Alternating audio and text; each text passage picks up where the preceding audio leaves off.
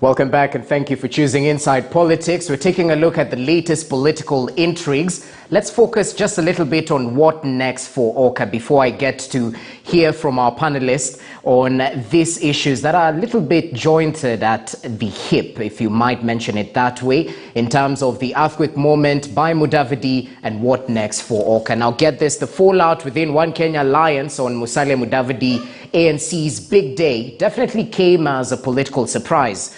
However, it now emerges that the writing was on the wall, but some principles within the alliance seemingly failed to read the signs of the time. So what might have led to the OKA fallout? Duncan Hayamba takes a look. Listen in.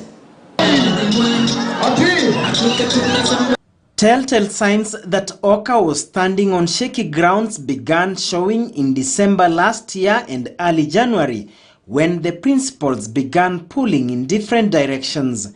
But the clearest indication came out a few weeks ago when ANC's Musalia Mudavadi skipped the coalition strategy meeting in Naivasha, where principals were to be appraised on the report by a task force on who among them was best suited to be their flag bearer. A source has revealed to KTN News 3 major reasons that could have sunk the OKA alliance. In the Naivasha meeting, ANC chief failed to attend because as a party, they felt their leader Musalia Mudavadi was being dragged to the power negotiating table without allowing his party to formally endorse him to run for presidency, while other partners, KANU, Wiper and Ford Kenya, had already held their respective NDCs. On this, ANC felt it was being set up to pen a political pact that its delegates were yet to ratify on coalition building.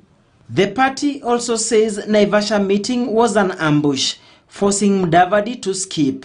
Another source indicating that other partners were not keen to invite ANC on suspicion that it was already headed for exit. Then there is also the formation of Democratic Action Party of Kenya, DAPK, which according to both ANC and Ford Kenya was part of the wider scheme by the system to deflate the two parties. Ford Kenya standing out as the biggest casualty of the move that has left Moses Wetangula with only one member of parliament in his Bungoma county, which is Ford Kenya's bedrock.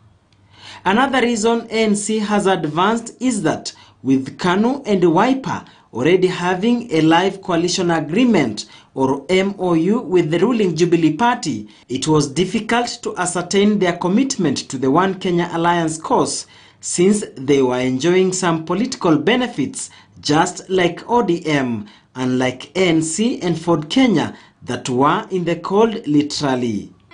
KANU Party says ANC's surprise move calls for rethinking of the strategy. Lakini msimamo wa Mudavadi jana ulikuwa very clear kwamba yeye hako. Alafu naibu wa rais, former vice president Kalonzo Musyoka na Senator Gideon Moi, they were very clear yesterday kwamba talaka ishakwenda kwa Musalia Mudavadi. Sijui talaka kwa Wetangula, I can't speak on that, lakini naona kama iko njiani, sina hakika. The KANU Nairobi branch hereby condemn the ANC leadership fraternity led by the party leader Honorable Musalia Mudavadi for the cheap, dubious politics they have been playing with OKA core principles, blindfolding them to believe they are fighting a similar cause, yes, just sojourning as they mark time to shame the fellow visionary-minded and capable leaders with the so-called hot air earthquake. However, another school of thought says that ANC-UDA collabo was long overdue, claiming Sunday's Mudavadi-Ruto meeting was taking place after several false starts. Speaking on KTN News Morning Prime Show, nominated Senator Isaac Mwaura stated the big announcement was initially scheduled to be made on 31st December at the Cleophas Malala Soccer Tournament in Mumias to counter the Buhungu 2 meeting where Azimio proponents were gathered. But the two, Mudavadi and Wetangula, did not appear, delaying the party. Cleo Malala was just an advanced party. The tournament that happened in Mumias, and the mammoth crowd of people, Musalia Mudavadi and Mrs. Wetangula didn't show up, but the deputy president did show up.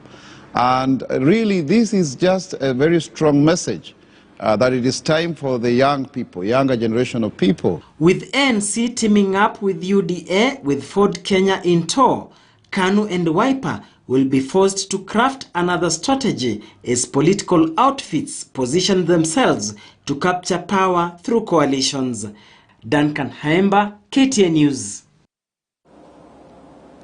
So the remaining principals are definitely back to the drawing board, and just recently we saw Wiper leader Kalonzo Musyoka and KANU's Gideon Moi campaign in Machakos. We'll listen into what they say a little bit later on. But as we continue with the discussions, and Bichachi, as you finalize on your previous points, the political implications on OKA, is the third horse fatally injured as we get closer and closer to the general election? There is no doubt in my mind that the third horse is limping. It is definitely limping because whether they like it or not, Musalia Mudavadi was the linchpin for Western Kenya. He was the guy they were hoping would give them the same national outlook that now William Ruto enjoys.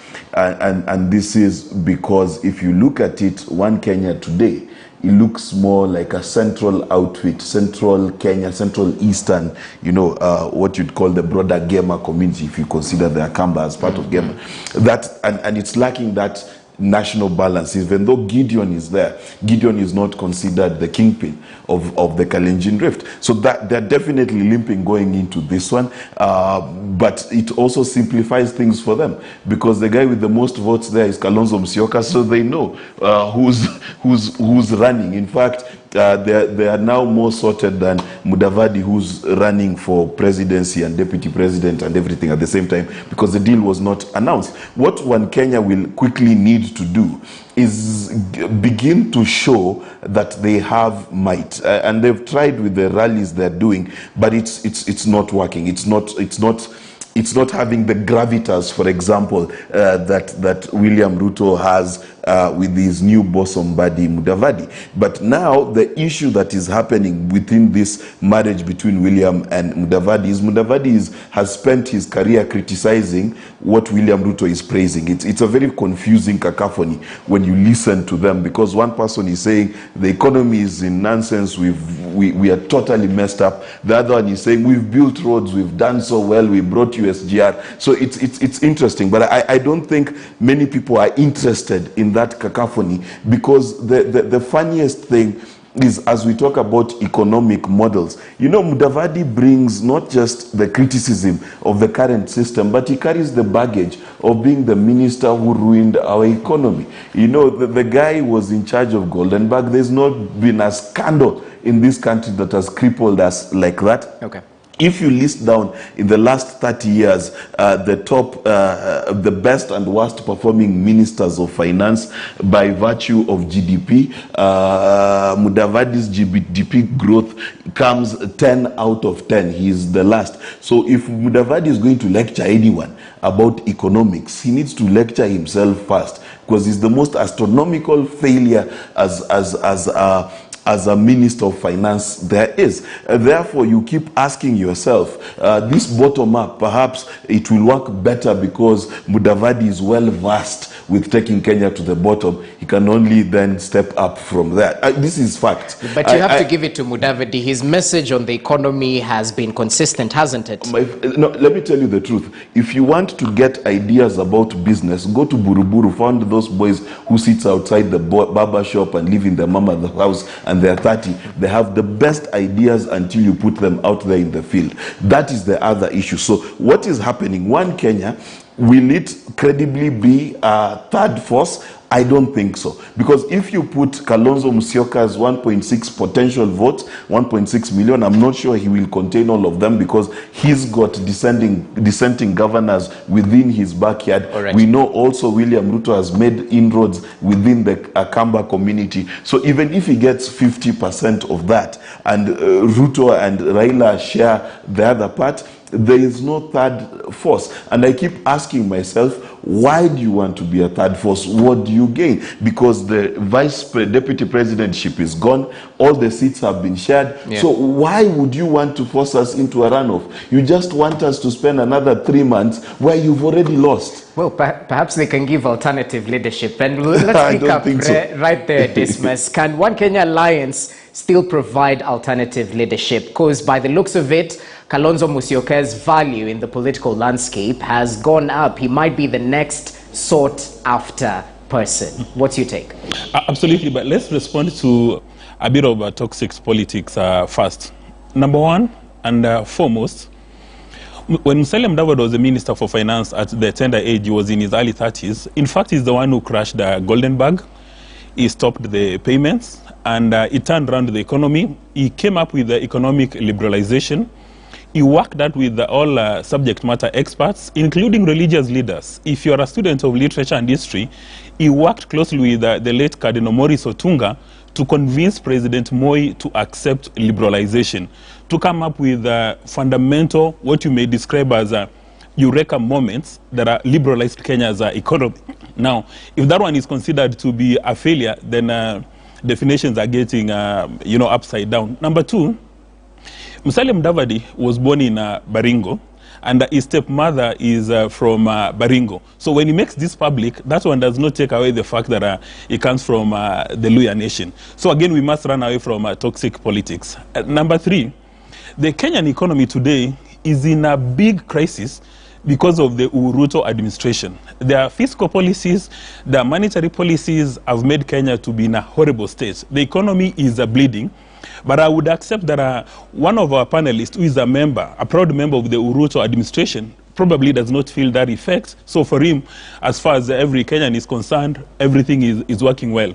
Number three, there's been personality attacks, and my social capital allows me to interact with presidential candidates. We meet for coffee, we meet for coffee, for tea, and we compare notes on a variety of issues. So if I say something positive, say about William Samoei Ruto or Raila Odinga, does not in any way suggest that I've got a specific interest in their candidature. My responsibility is to address issues of national and public interest to the best of my ability, because that is what we must do.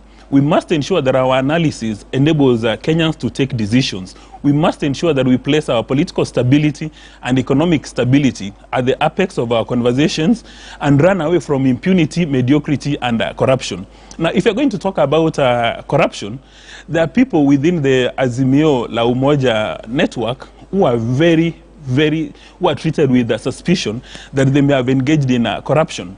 Then an assertion was made that Musalia Mudavadi has been criticizing the Ruto administration, and now he's seated with Ruto. The two have been calling each other names. But the same happens with President Kenyatta and Raila Odinga. Before the election, there were a lot of staff who have said that you may not have the capacity to repeat the same on national TV today. So it's important to bring out those issues so that we run away from toxic politics and we run away from panelists who want to mislead the nation. Now, coming to the issue of Kalonzo, Kalonzo is seated in a very comfortable place today. And we must dismantle this idea that it's going to be a two-horse race, because we must not discourage any Kenyan who has got capacity, who has got resources to run by, conditioning people. Let's allow the presidential race open. If it's going to be a 4-horse race, 5-horse race, let it be. This idea of trying to condition Kenyans that it's going to be a 2-horse race, we must run away from it, because it's frustrating choices. Now, when you look at Kalonzo Musyoka, the few governors who are claiming to take a divergent position from his path, most of them won office on the strength of his brand. So effectively, it means he can go back to the community and give them his logic, and they'll support him. And in my view, Kalonzo must resist the temptation of joining any of these coalitions, so that he goes as far as possible go to the ballot so that you give Kenyan choices. You cannot limit Kenyans to the Azimio la Umoja and then the Kenya Kwanza, and then we say that the One Kenya Alliance is a limping donkey. In fact, a fit, agile donkey can beat a horse which is tired, which is sick, which is suffering from kwashiorkor and, you know, malnutrition. So we must not use talking points to try and frustrate Kenyans, or even to try and frustrate Kalonzo Musyoka. Kalonzo must be encouraged to go to the finishing line. As we have this conversation, Kalonzo now is the highest prized political prize in Kenya, because if he decides that he's not going all the way to the ballot and decides to support a specific presidential candidate, then the presidential candidate he supports, probability of that candidate winning is almost 100%, which is why he must do Kenyans a favor. He must strive to respect our national and public interest and go all the way to the ballot. And if his candidature is going to cause a runoff, why not? I mean, the runoff is provided in the Constitution. It's not an illegality, and the IBC and the Treasury will offer funds for a runoff. Well, that's really proper. Echesa Wakili, let's take your thoughts as you react to OKA's options on the table. Has Kalonzo Musyoka's political value gone up from where you sit? And can OKA provide alternative leadership, perhaps? Thank you. I have said this before on this show, and I'll repeat it again. What I've been saying is that Musalia Mudavadi and Moses Wetangula have been of little value and use to One Kenya Alliance. One Kenya Alliance has been rotating around Stephen Kalonzo Musyoka in terms of value, political value, the voters, and the power and energy to control your backyard. Gideon Moi comes in as a strategic partner for other reasons and to give that alliance some national image. When Musalia Mudavadi and Moses Wetangula walks out of OKA, in my opinion, OKA remains. If OKA is limping now, it has been limping before. If OKA is weak now, it has been weak before, even with Musalia and Wetangula. In fact, there is nothing called OKA. OKA is a misnomer. What is happening is gradual rebranding of Wiper into OKA. Gideon Moi, for avoidance of doubt, is watching brief for Azimio within OKA, and being a strategic politician he is, and his future presidential ambitions, he most likely will end up with Raila Odinga, because after Musalia's exit and now dalliance with Ruto, he has written off the Luo Nyanza support that would have come to him after Raila Odinga's political maneuvers, whether he becomes president or not. The Luo Nyanza was going to support as a presidential aspirant from Western Kenya, and probably Musalia Mudavadi if would have stood with him. But now every strategic politician at national level is keen on inheriting Raila Odinga's strongholds, and Gideon may just be interested. For Kalonzo, truth be told, he is a very strong politician. He is the only member of OKA who has a community behind him. Wherever he goes, just like the biblical Ruth and Naomi, the Kamba vote is likely to go. If he comes to Azimio, it's a big win for Baba and Azimio members, because it strategically places them ahead of the rest. If he contests for presidency, the Kamba will want to associate with him, will want to build their own son for the future, and they're likely to rally behind him in numbers. What Kalonzo has made it clear is that he will not be joining William Ruto. But on joining Azimio, his body language remains 50-50. He may just be the person who is holding the real announcement that will cause an earthquake. And before I pen off, I want to remind my sister Gloria to do her research very well on Western Kenya politics before speaking about Musalia's strength. In 2013, when Musalia had the so-called 470,000 votes, it was the efforts of the major players. The legendary Peter Soita Shitanda, now deceased, played a critical role in shaping Kakamega towards Musalia. Emmanuel Wangwe was then vying in Navakholo UDF. Shinali Bernard in Ikolomani. Bernard Benjamin Washali in Mumias East, amongst other senior political leaders in Luyaland who stood behind his presidency. And today, since he has joined Ruto, he has only joined with the Malava MP, Malulu Injendi. And historically, Malava has been voting against Baba. What value then does Musalia Mudavadi bring to William Ruto? In fact, you have to watch this space. Musalia Mudavadi is going to give William Ruto a headache. If Ruto picks Musalia as running mate, he is doomed insofar as Central Kenya vote is concerned. If he does not pick Musalia Mudavadi, he is doomed because now Western Kenya will feel betrayed. Musalia has carried the aspirations of a running mate on behalf of the Mulembe nation to William Ruto's political camp. Therefore, I want to say this, that OKA is intact. As much as I'm concerned, OKA is intact because the chief principal, Stephen Kalonzo Musyoka, is intact. And OKA is just Wiper rebranded. Gideon will end up with Raila Amolo Odinga. Well, those are interesting sentiments. Well, at least yesterday we got to hear from Kalonzo Musyoka mentioning that they will enter a coalition pact with like-minded parties as they were wrapping up their tour in Ukambani region. Let's just listen in briefly to some of the sentiments and get Gloria's take. For sure.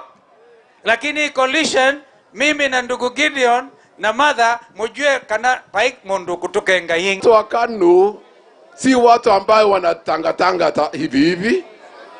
Wako na simamo. Hawezi kutangatanga kama walevi.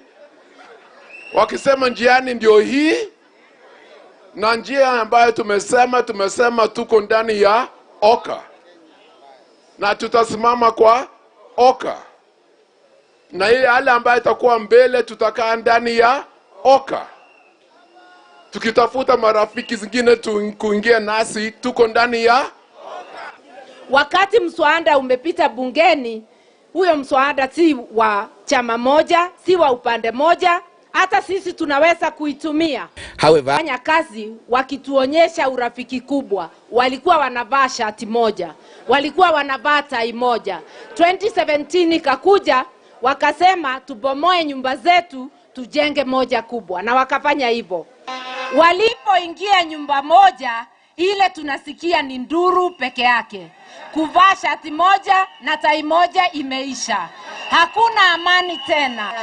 Hiyo ni ya kukuambia ni muhimu sana tuwe na multi-party democracy. Kaeni hivyo.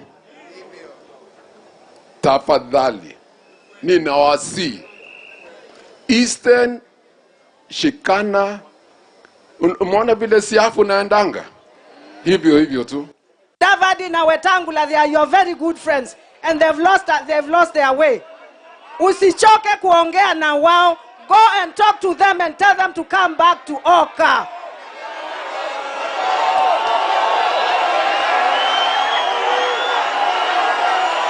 Na kama hawataki wafanye nini? Waende. Kenya has a rich menu of leadership.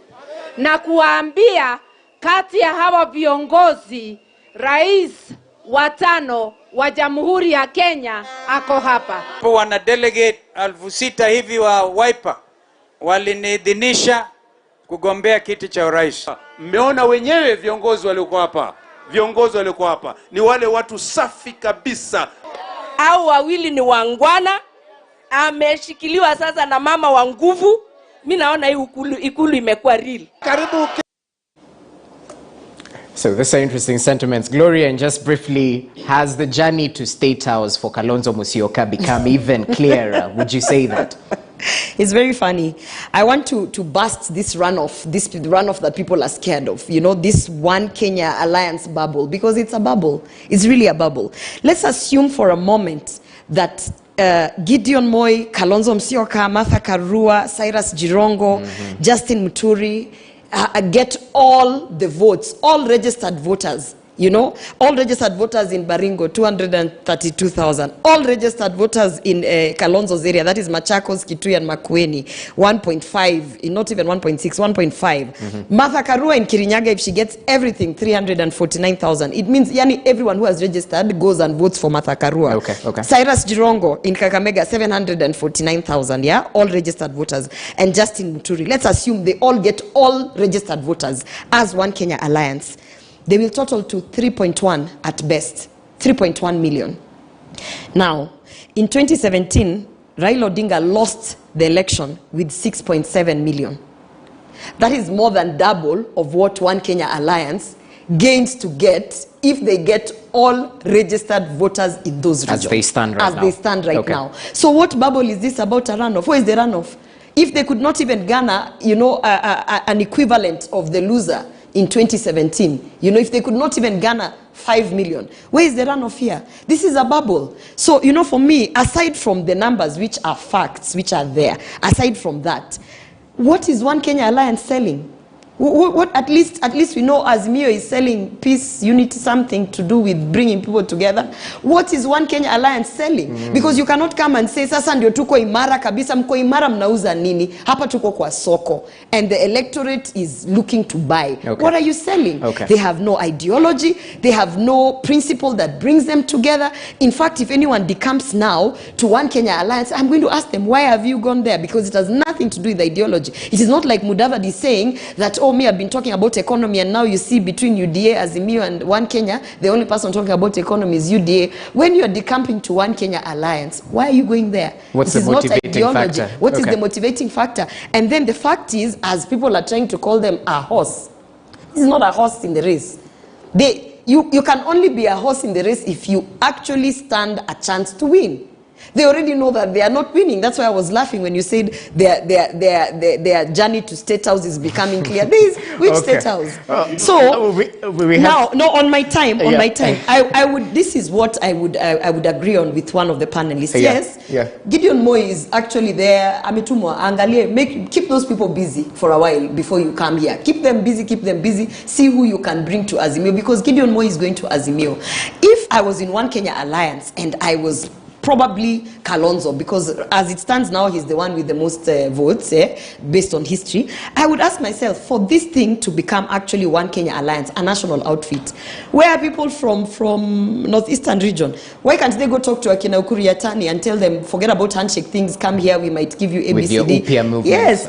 What Nyanza? Who do they have in Nyanza? Are they trying to say Nyanza has no interest in One Kenya Alliance? Who is sitting there in Nyanza and saying, now for One Kenya Alliance, this is the outfit? At least go and have, Gideon has connections, go and talk to Matiang'i, see if maybe he'd be interested to go and be part of One Kenya Alliance. Gloria, allow me to cut you short.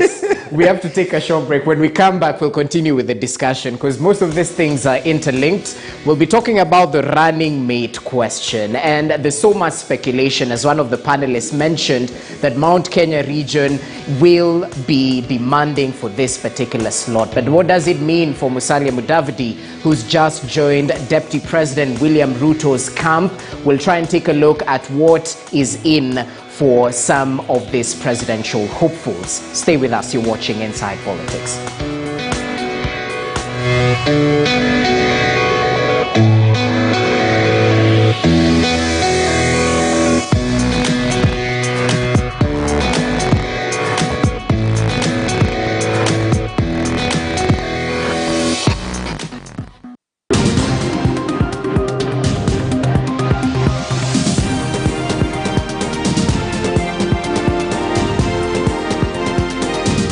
KTN News.